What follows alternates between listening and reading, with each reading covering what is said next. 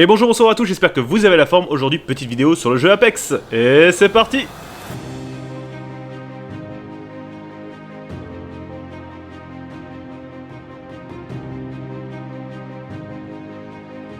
Et oui, alors que vous avez pu profiter de mes débuts sur la chaîne alors que je n'étais encore qu'un noob, sur la chaîne, il était grand temps que je vous en parle un peu plus en détail. Entre ceux qui ignorent ce qu'est Apex et ceux qui le comparent à Fortnite, j'ai du pain sur la planche, c'est moi qui vous le dis, mais coco!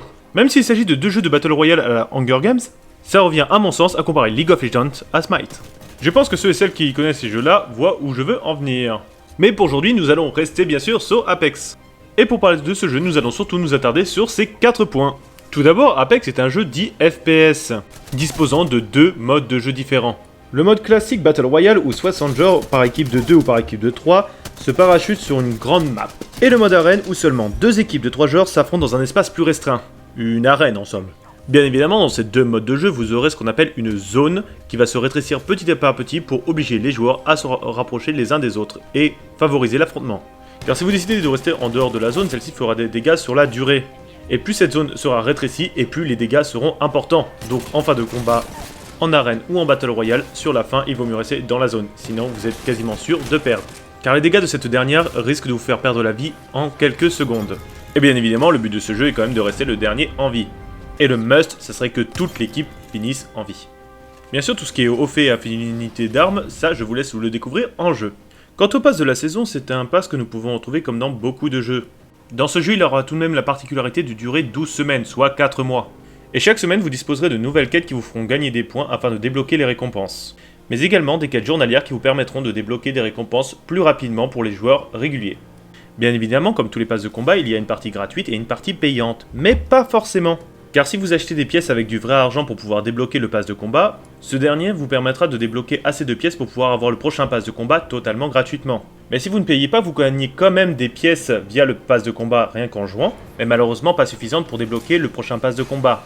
Mais au bout d'un certain nombre de passes de combat joués, vous aurez assez de récompenses pour débloquer un pass de combat, et par la suite, pouvoir les acheter encore et encore en illimité, totalement gratuitement. Mais dans tous les cas, vous aurez quand même des récompenses.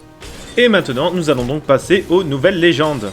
Les légendes, vous l'aurez compris, ce sont les personnages que nous pouvons incarner dans le jeu. Alors, concernant les légendes, il y en a une qui apparaît à chaque nouveau pass de combat. Et quelle que soit la légende que vous prenez, vous aurez accès aux mêmes équipements arrivés sur le champ de bataille. Mais chacune d'entre elles auront accès à des compétences qui leur sont propres, qui leur permettent de faire tourner les combats à leur avantage. Ce qui me fait penser à ce jeu de PlayStation 1 du nom de Fire Rebel qui était vraiment excellent, pour ceux et celles qui l'ont connu, et dont je ne comprends toujours pas comment ça se fait qu'un nouveau jeu de Fire Rebel ne soit pas sorti sur les nouvelles consoles. Et si c'est à cause du manque d'idées, n'hésitez pas à me contacter. Mais nous nous éloignons, retournons à nos légendes. Car nous arrivons à la fin de la saison 9, et qu'une nouvelle légende du nom de Seer sortira avec la saison 10. J'en profite pour vous présenter les compétences qu'il devra avoir, mais il ne s'agit que de fuite, donc cela pourrait encore changer. Je vais juste m'attarder vite fait sur le passif de la légende, car j'ai vu beaucoup de vidéos de personnes qui disaient ne pas comprendre comment nous pouvons voir les battements de cœur. Et il m'a semblé sur une image que malheureusement je ne peux pas vous partager dû à des droits d'auteur, que lorsque la légende Seer se mettra à viser, des petites flèches seront indiquées sur son viseur, lui montrant la direction des ennemis les plus proches. Mais je peux complètement me tromper. Et bien que je trouve les compétences de la nouvelle légende un peu trop OP,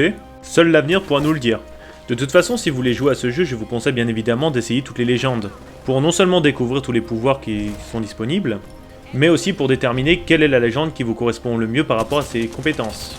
Aussi à prendre en compte qu'il y a souvent des équilibrages dans ce genre de jeu, afin de mettre toutes les légendes au même niveau. Sachez également que dans votre groupe de 2 ou de 3 joueurs lors de lancement de partie, vous ne serez peut-être pas le premier à sélectionner votre légende. C'est pourquoi je vous invite à apprendre à jouer plusieurs légendes. Même si, on va pas se leurrer, nous aurons tous notre chouchou du moment. Alors que d'autres vous paraîtront injouables. Je prends l'exemple de Octane par exemple, qui est la légende la plus jouée, mais que je n'arrive pas du tout à utiliser. Contrairement à celle que vous aimez, Shalou34 qui sait merveilleusement bien le maîtriser. Je pense que nous avons fait le tour de la base du jeu, c'est pourquoi je vais finir par une petite astuce. Dans le mode Battle Royale, il y a des robots dont vous pouvez cliquer dessus afin qu'ils vous donnent des récompenses aléatoires, blanches, bleues ou violettes. Bien sûr, une fois les récompenses données, il faudra attendre quelques secondes afin qu'il vous en redonne, ou alors vous pouvez décider de lui taper dessus afin de le casser. En le cassant, vous avez une toute petite probabilité qu'il vous donne un bras. Ce bras trouvé et ramassé, il faudra l'amener à un autre Marvin. Ce dernier, reconnaissant d'avoir été réparé, vous donnera une récompense en or, voire plusieurs. Cette vidéo touchant à sa fin, si vous avez des questions, n'hésitez pas, les commentaires sont là pour ça. Après, vous connaissez la chanson, le petit pouce bleu pour me faire plaisir, l'abonnement pour rater aucune vidéo, et je vous dis à la prochaine, portez-vous bien.